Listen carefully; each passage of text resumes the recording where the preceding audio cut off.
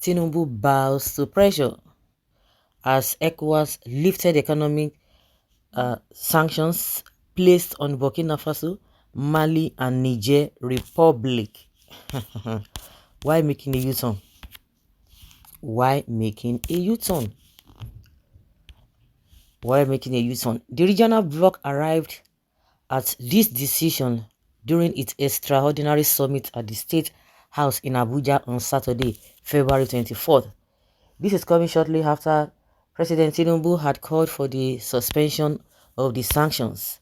Speaking at the extraordinary summit of ECOWAS in Abuja on Saturday, President Tinubu, who is the chairman of the Authority of Heads of State and Governments of the organization, stated that everything we did was in hopes of persuading our brothers that there existed a better path, a path that would lead to genuine improvements of their people's welfare through democratic governance, good governance, and this was the path each of our nations had solemnly agreed with one another pursuant to former regional treaty and protocol. He continued, however, the sanctions that we contemplated might help lead our brothers to the negotiating table have become a harsh stumbling block in minds and hearts.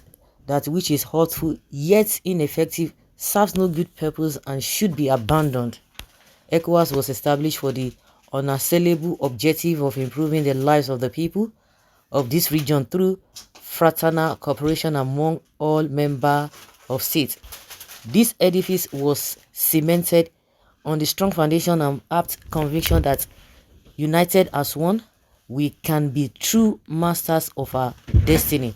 Tinubu further explained that ECOWAS took the steps it did based on the regional ideas of security, social stability, democratic governance, political freedom, broad-based prosperity, and sustainable economic development through fair opportunity for each and everyone in West Africa.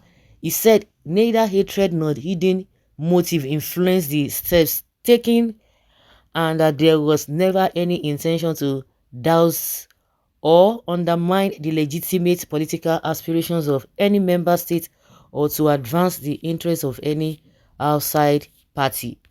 In calling for the suspension of sanctions, President Tinubu stressed that we must take note of the approach of the holy month of Ramadan and of Lent. Whether you pray in the mosque or in the church, this represents a time for compassion, hope, and harmony.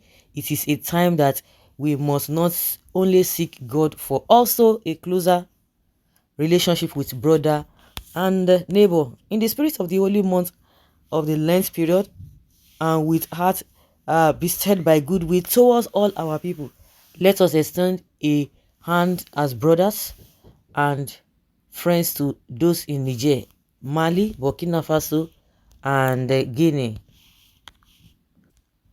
What I suggest in real and practical terms is that we,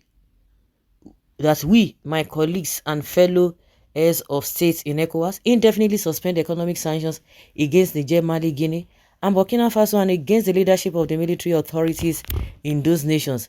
The president asked the ECOWAS facilitate the unfettered flow of foodstuffs, medicine, and other humanitarian items to the people of these nations, especially in the most vulnerable, adding that for Nigeria, this will also mean the prompt resumption of exports and electric power to Niger. Really? Can you see Tinubu? In fact, I don't even know who is even better between Tinubu and Buhari. He does not even think before he does things. Now, of what use now? Because those people now, they have left. When they've already left the ECOWAS now. So what are you trying to restore this thing back? What are you afraid of? In this vein, suspension of sanctions is an important but initial step. What we seek is more than the breaking of the diplomatic logjam. We must use these very moments when things seem tense and progress unavailing to forge greater cooperation within our community. We not only reach out to our brothers today, they don't become brother. We say unto them, let us begin to work more earnestly together for the economic development of our people and towards confronting those modern challenges that respect no borders or boundaries. Challenges ranging from climate change to violent extremism to illegal pilfering of our precious natural resources require that we join together in progress or we fail separately. As leaders of ECOWAS, we have accepted the honor and duty to draft the history of the region and its people during our tenure in office. We have also accepted the honor and duty to reach out to our brothers, letting them know this regional home belongs to all of us. I shall do my utmost in this regard. I humbly beseech that you do the same. For these reasons, we must suspend sanctions and return to brotherly dialogue. I call on the leadership in Burkina Faso, Guinea, Mali, and Niger to embrace the hand extended, the president stated. uh, those countries don't even want to be part of ECOWAS again. So what is the essence? Everything Tinubu touches got corrupt and destroyed. ECOWAS is gone. The chairman of ECOWAS assumed power through coup d'etat, so he has no option than to recognize the coup d'etat brothers. It's too late, so others will soon join them because the suspension has no effects on these countries. Tinubu has damaged ECOWAS with his useless policies. He doesn't even reason before action. That is exactly what I said. Why place the sanction in the first place if it wasn't going to be sustained?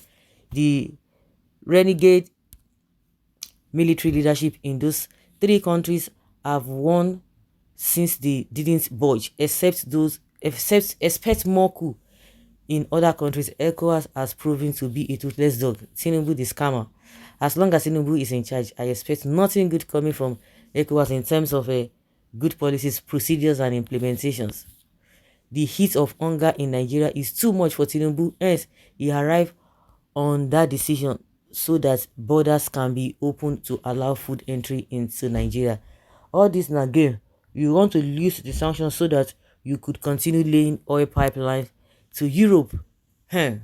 You know you can't even do it without Nigeria Republic accepting it. This is what comes from grab it and run with it.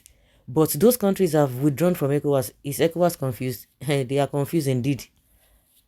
Lift or no lift, Niger already find their own way. I don't even know why Tinubu doing all these things. Is it because he's old or his government is governed by unknown persons? Sanction on what someone was still involved or what someone has already exist. Why and why? Continue the sanction and enjoy its outcome. So guys, let's hear your opinion and have your take on this.